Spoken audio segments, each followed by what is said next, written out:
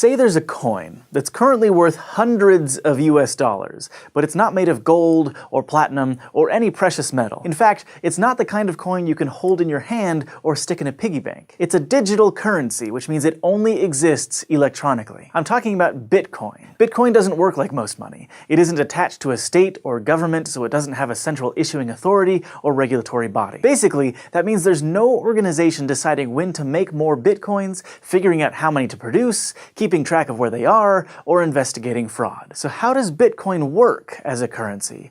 Or have any value at all? Well, Bitcoin wouldn't exist without a whole network of people and a little thing called cryptography. In fact, it's sometimes described as the world's first cryptocurrency, and here's how it works. Bitcoin is a fully digital currency, and you can exchange Bitcoins between computers in a worldwide peer-to-peer network. The whole point of most peer-to-peer networks is sharing stuff, like letting people make copies of super legal music or movies to download. If Bitcoin is a digital currency, what's stopping you from making a bunch of counterfeit copies and becoming fabulously wealthy? Well, unlike an MP3 or a video file, a Bitcoin isn't a string of data that can be duplicated. A Bitcoin is actually an entry on a huge global ledger called the blockchain, for reasons we'll get to in a minute. The blockchain records every Bitcoin transaction that has ever happened, and as of late 2016, the complete ledger is about 107 gigabytes of data. So when you send someone Bitcoins, it's not like you're sending them a bunch of files. Instead, you're basically writing the exchange down on that big ledger, something like Michael sends Hank 5 Bitcoins. Now, maybe you're thinking, but wait, you said that Bitcoin doesn't have a central authority to keep track of everything. Even though the blockchain is a central record, there's no official group of people who update the ledger and keep track of everybody's money like a bank does.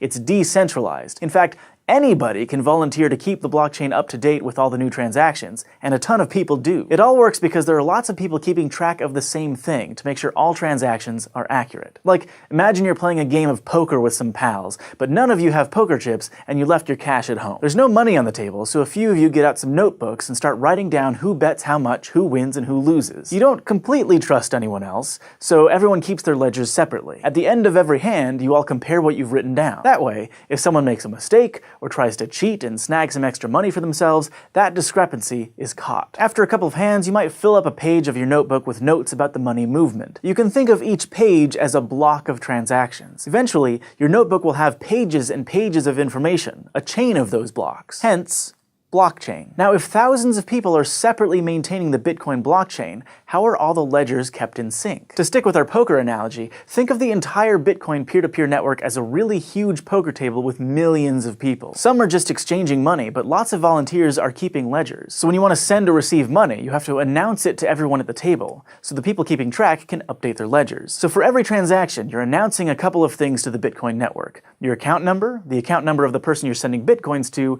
and how many Bitcoins you want to send. And all of the users who are keeping copies of the blockchain will add your transaction to the current block. Having a bunch of people keep track of transactions seems like a pretty good security measure. But if all it takes to send Bitcoins is a couple of account numbers, that seems like it might be a security problem. It's a huge problem with regular money. Just think of all the ways criminals try to steal other people's credit card information. And with Bitcoin, there's no central bank to notice anything weird going on to shut down fraud, like if it looked like suddenly you spent your entire life savings on beef jerky. So what's stopping Hank from pretending he's me and just sending himself all of my Bitcoins? Bitcoins are kept pretty safe thanks to cryptography, which is why it's considered a cryptocurrency. Specifically, Bitcoin stays secure because of keys, which are basically chunks of information that can be used to make mathematical guarantees about messages, like, hey, this is really from me. When you create an account on the Bitcoin network, which you might have heard called a wallet, that account is linked to two unique keys: a private key and a public key. In this case, the private key can take some data and basically mark it, also known as signing it, so that other people can verify those signatures later if they want. So let's say I want to send a message to the network that says, Michael sends 3 Bitcoins to Olivia. I sign that message using my private key, which only I have access to and nobody else can replicate. Then I send that signed message out to the Bitcoin network, and everyone can use my public key to make sure my signature checks out. That way, everyone keeping track of all the Bitcoin trading knows to add my transaction to their copy of the blockchain. In other words, if the public key works, that's proof that the message was signed by my private key and is something I wanted to send. Unlike a handwritten signature or a credit card number, this proof of identity isn't something that can be faked by a scam artist. The who part of each transaction is obviously important to make sure the right people are swapping Bitcoins,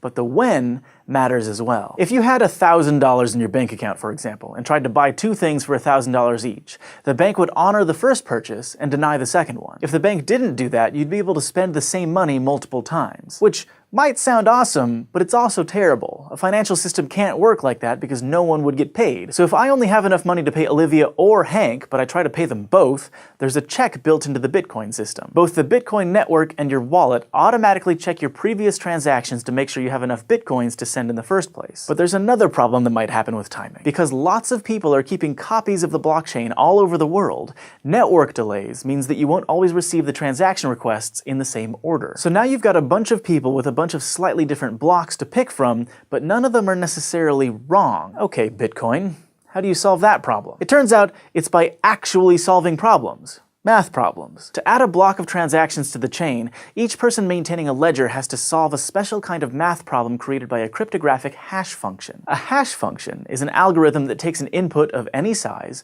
and turns it into an output with a fixed size. For example, let's say you had this string of numbers as your input, and our example hash function says to add all of the numbers together. So in this case, the output would be 10. What makes hash functions really good for cryptography is that when you're given an input, it's really easy to find the output, but it's really hard to take an output and figure out the original input. Even in this super simple example, there are lots of strings of numbers that add up to 10. The only way to figure out that the input was 1, 2, 3, 4 is to just guess until you get it right. Now the hash function that Bitcoin uses is called SHA-256, which stands for Secure Hash Algorithm 256-bit, and it was originally developed by the United States National Security Agency. Computers that were specifically designed to solve SHA-256 hash problems take, on average, about 10 minutes to guess the solution to each one. That means they're churning through billions and billions of guesses before they get it right. Whoever solves the hash first gets to add the next block of transactions to the blockchain, which then generates a new math problem that needs to be solved. If multiple people make blocks at roughly the same time, the network picks one to keep building upon, which becomes the longest and most trusted chain. And any transactions in those alternate branches of the chain get put back into a pool to be added onto later blocks. These volunteers spend thousands of dollars on special computers built to solve SHA-256 problems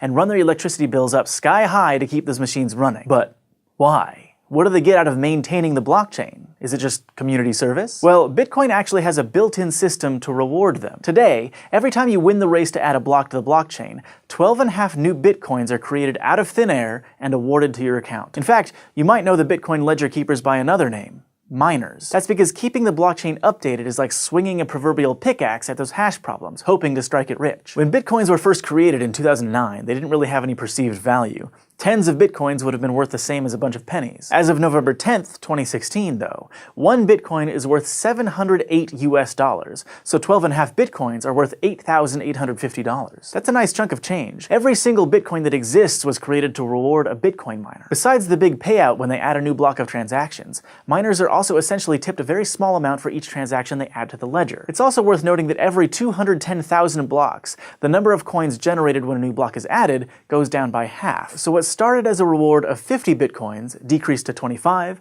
then 12.5, and it'll only be around 6 Bitcoins in a couple more years, and keep decreasing. Eventually, there will be so many transactions in a block that it'll still be worthwhile for miners to mostly be paid in tips. According to current projections, the last Bitcoin, probably around the 21 millionth coin, will be mined in the year 2140. This decreasing number of Bitcoins is actually modeled off the rate at which things like gold are dug out of the earth. And the idea is that keeping the supply of Bitcoins limited will raise their value over time. So, is investing in Bitcoin a good idea? Now that's not really a SciShow kind of question. Bitcoin is still volatile and experimental. A lot of people love it, and a lot of people think it's doomed to fail. We just think it's an interesting idea, and it makes us wonder what cryptography might do for us next. Thanks for watching this episode of SciShow, brought to you by our patrons on Patreon. If you want to help support the show, just go to patreon.com/scishow, and don't forget to go to youtube.com/scishow and subscribe. Quantum computers are exciting because they can carry out multiple computations at once. This won't make browsing the internet any faster, but it will, for example, let drug companies test all of the possible